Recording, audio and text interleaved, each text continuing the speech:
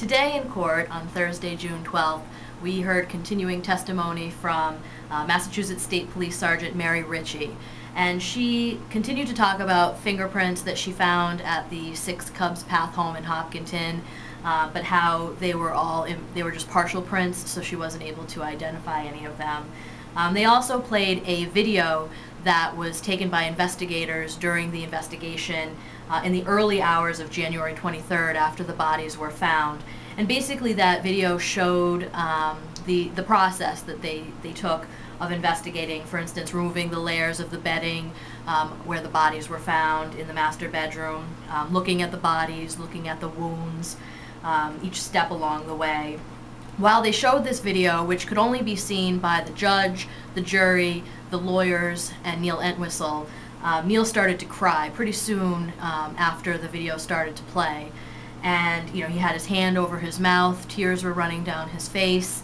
And although his mother, Yvonne Entwistle, couldn't see the video herself, presumably seeing her son's reaction is what made her start to cry. And she was consoled by her husband, Clifford, and her younger son, Russell, who also themselves were crying. But she did not leave the courtroom as she has in the past. Also, we heard from State Trooper Emily Faniff. She just talked about collecting fingerprints in those early hours of January 23rd, 2006. We heard from a job recruiter, Lisa Scoutless, who is from a company in Marlboro, Intrinsic Corporation. Neil had applied there a couple of times, and she just talked about the dialogue between the two of them. And finally, we heard from John Soares, and he is a forensic scientist for the State Police Crime Lab. And he also talked about collecting evidence, talking about blood samples in particular, blood samples from the bed, from the clothes. There were some blood samples on the wall, and some gunshot residue was found on Lillian's body near where the gunshot wounds were.